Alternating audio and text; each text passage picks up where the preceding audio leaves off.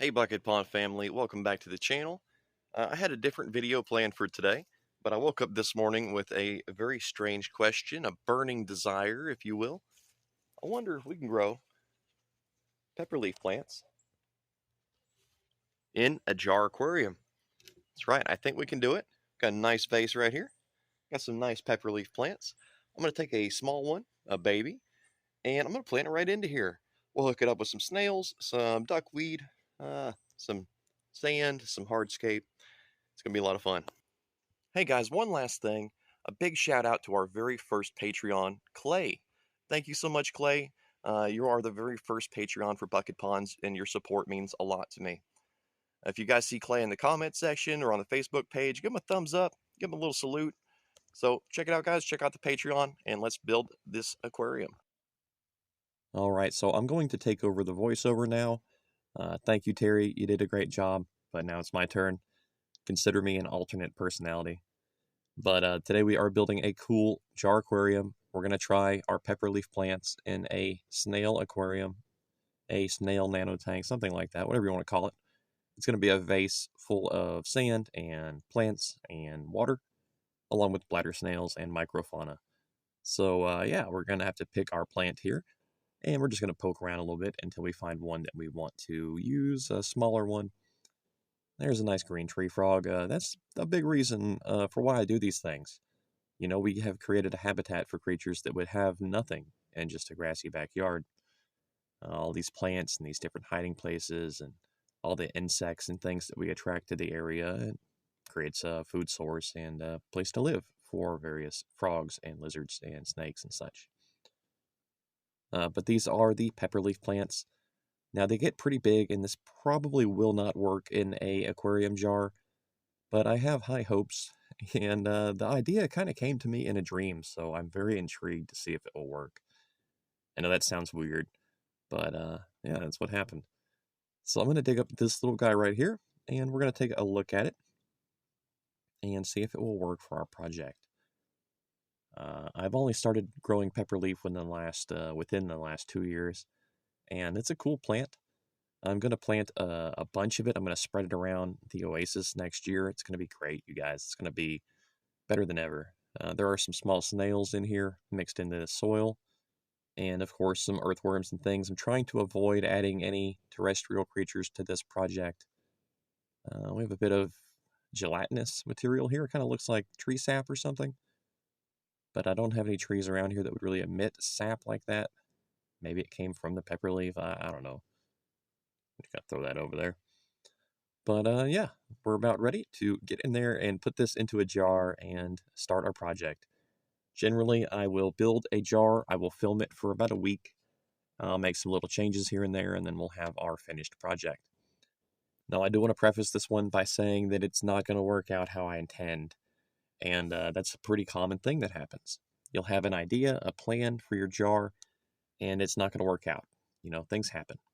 There are so many variables included in these projects that it can be very easy to get something wrong or to accidentally get something right and causing unintended side effects. I think that's a good way to say it, yeah.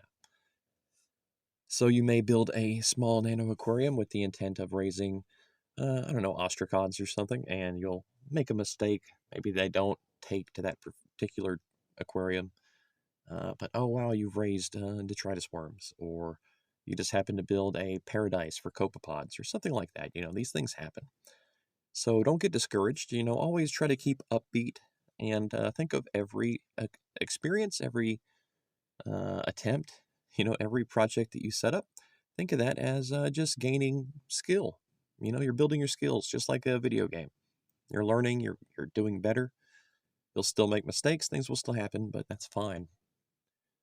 If you're not familiar with the channel, then you should know that I ramble quite a bit as we build these projects. But here we go. We have our pepperleaf in our vase, and we're going to add some dry sand here. This sand is taken from my backyard. This particular plot of land that we live on was once a wetland swamp type environment, and over the years it was turned into a large farm, and later on it was actually leveled out and turned into a very nice neighborhood. and they used sand to level out certain areas. And this particular sand seems to come from the Alapaha River. I'm just guessing. I'm no geologist. It's just some things that I've noticed while digging through my backyard. And, just historic elements of this area. But it's very fertile soil here. And we have some very nice sand as well. It's a bit like beach sand. I have to rinse it and wash it a bit. That's why it looks kind of wet. But this is our sand. You can use play sand or like power sand or some other element in your projects. But I just like this stuff here. It's free, it's aquarium safe, it's easy for me to get. And yeah, it's just widely available in my backyard. Now, this sand can cloud your water a bit. That's why I have to rinse it and wash it so many times. But I did not think to rinse and wash the pepperleaf plant, the roots, the dirt on the very bottom of the plant. I just threw all that into the jar, and it's going to cloud the water pretty bad, I imagine. But that's okay. We have a backup plan. If that does happen, if I cannot beat the cloudy water, we will include some Nutella macroalgae, which will act as a backup for our project here in case the pepperleaf does not survive. And it will complement the aquarium in many ways. So this is an experiment. I want to see if the pepperleaf can survive in a jar aquarium. I don't know for sure that it can. I don't know that it cannot. I have tested many plants like this, including Virginia spiderwort, of course, dayflower, all sorts of stuff. Blackjack, daisies, some pothos. Some of these plants are widely known to survive in an aquaponic situation or as an emergent plant or submerged even. But many plants, surprisingly, like our spike rush, many plants can grow either way. You can throw them in some water and they'll grow in a certain way, a certain shape, and then you can put them in some dirt and they'll grow in a whole different way on dry land. So I was hoping that the pepperleaf will survive in a semi-aquatic situation like this. Chances are about 50-50, probably about 40-60, I'd imagine. Pretty good chances that it will not work. But this plant has behaved a lot like our taro and our elephant ears in the oasis, so I think it will live in here. It's possible. I stuttered a bit there. We're going to include some samples now from the bow front aquarium. This is a very rich aquarium. Lots of bladder snails, some ramshorns, lots of duckweed and microfauna. I do want to say again, thank you so much for our first Patreon, our buddy Clay. Thank you, man. I've been seeing you in the comments and stuff a lot more often, and I'm trying to answer everybody. But of course, I see a Patreon down there, or just somebody who's been around a lot, commenting on all the videos. I got to respond. Try to respond to everybody, of course, but sometimes you see your buddy, you got to say hey. But also our friend Damon from Facebook. You're awesome too, buddy. And of course, our newer friend or older friend, but our friend from phillipsfishworks.com. I can't believe I had to stumble with that. But yeah, phillipsfishworks.com. We're getting ready to do our first microscope video, and our buddy at phillipsfishworks.com sent us a microscope. It's amazing. I had to get a rig together to film with it, but I think that we can do that, and we're going to start soon. But you will be amazed by the amount of life that's present on every little piece of duckweed. There are tons of microscopic creatures, things that I have no names for, things I cannot identify, just loaded all over every single piece of duckweed. It's amazing. Once we do that video, it will change the way that you think of duckweed. But yeah, so here's our project. We've set up a brown egg with some leaves coming out of the top. And we still have a few bits of duckweed and bladder snails in our sample jar here. So I'll fill that back up with some water. I don't waste anything. I try to save every little piece of duckweed, any bacteria that might be in a jar, anything really, even the water itself.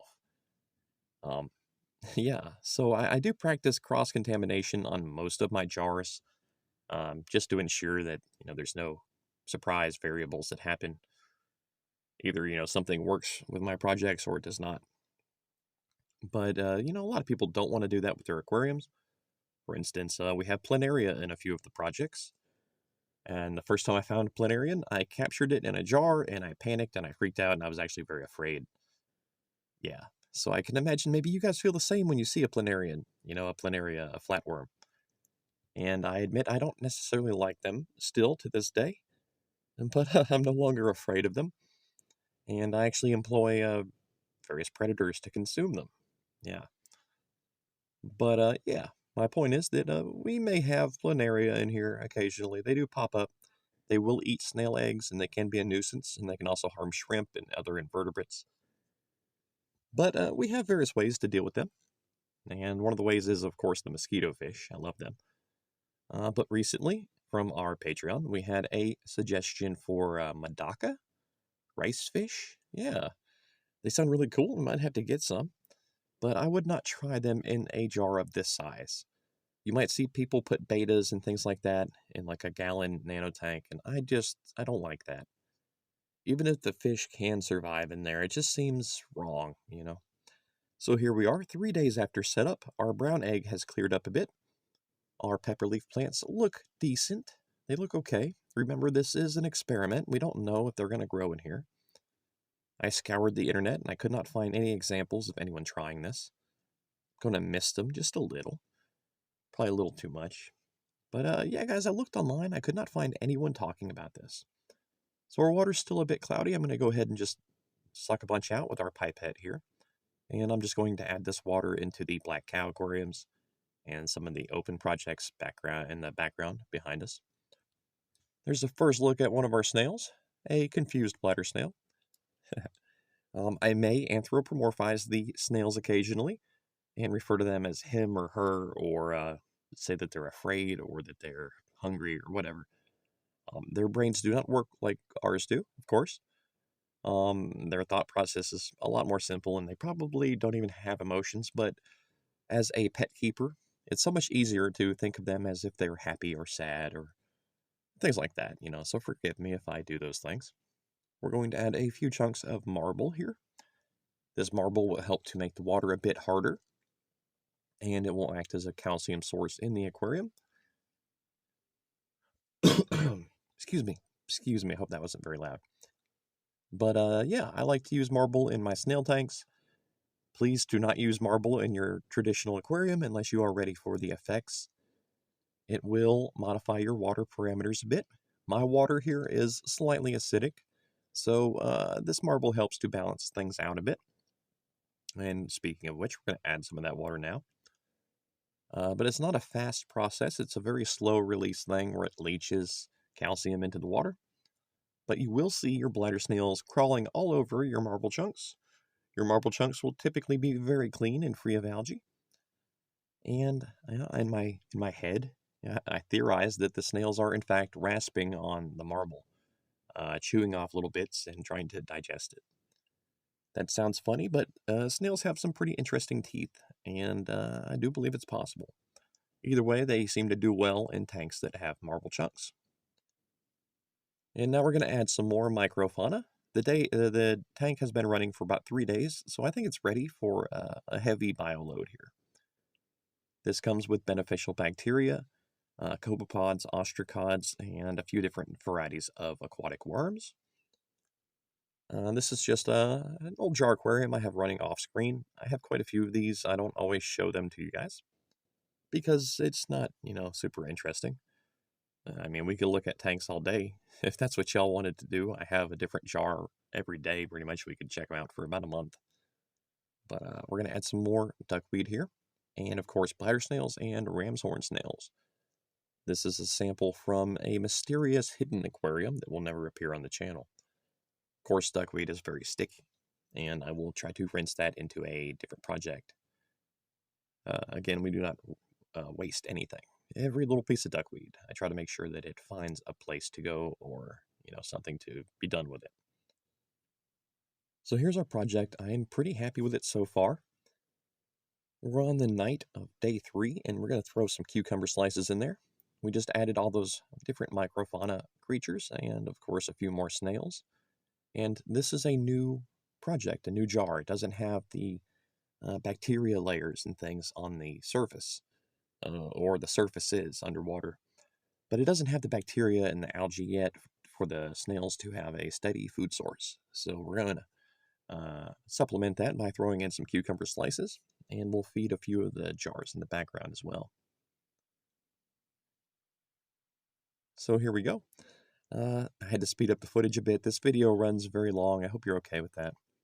Most people only watch a few minutes, and but you cool people out there, you watch like the whole video every time. It's amazing.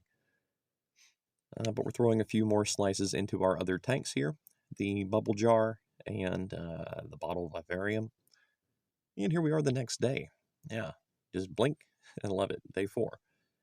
So we're going to mist our leaves a bit. I wonder if this might be a mistake. I know that these plants enjoy a fair amount of water outdoors, but I've never tried to grow them like in a pond or something, so I don't really know what's going to happen.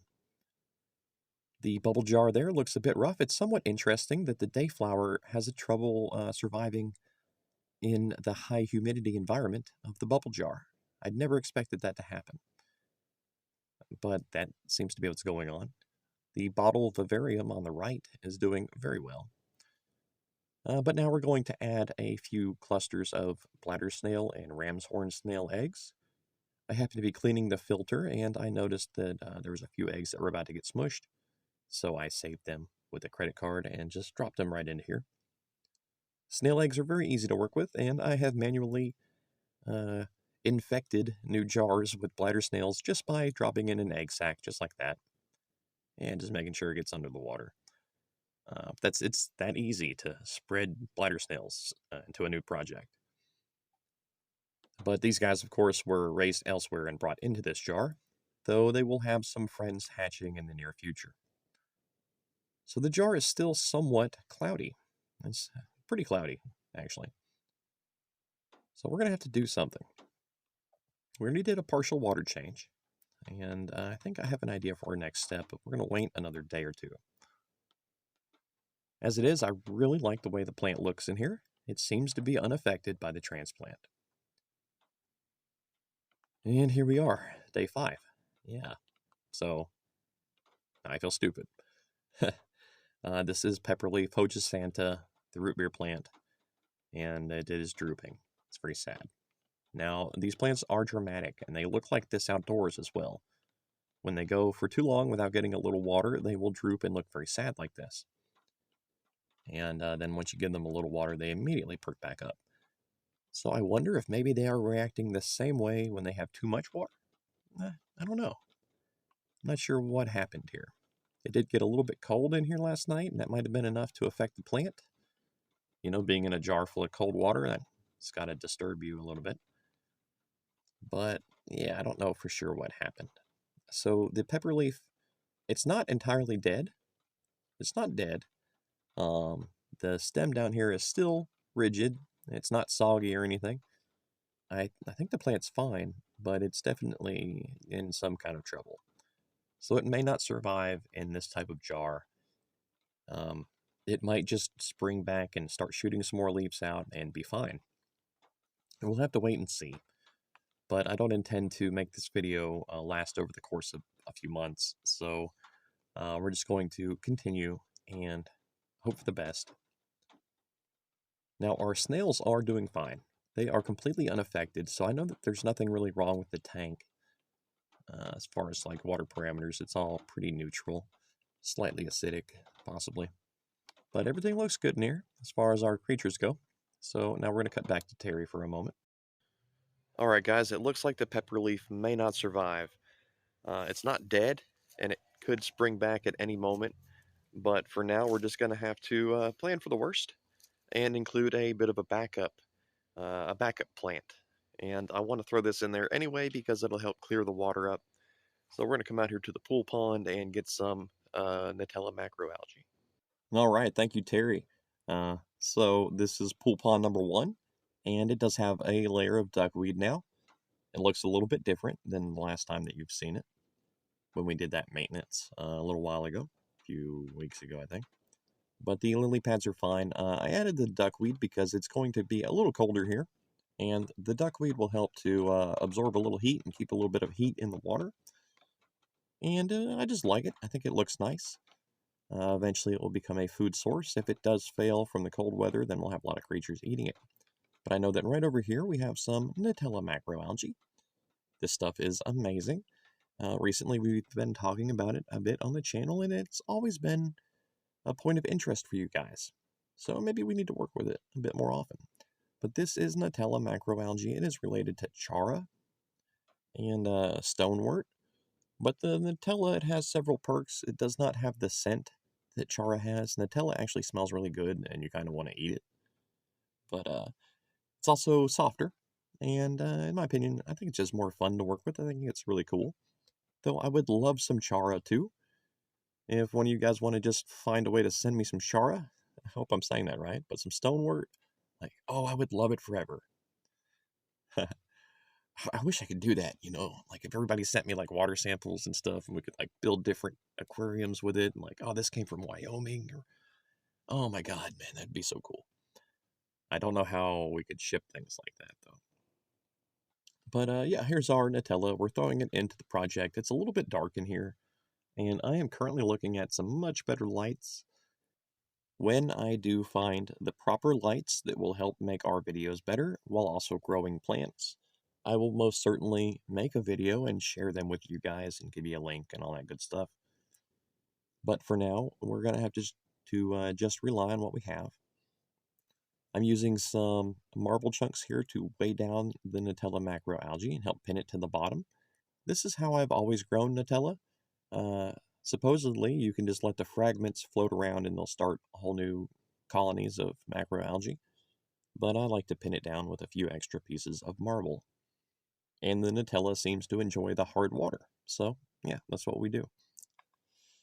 So even if the Pepperleaf fails completely, it's still alive, it might come back, but even if it does not, we have created a pretty cool bladder snail macroalgae aquarium. Now I know I kind of threw the macroalgae in here at the end, but I'm okay with that, let's wait and see what happens.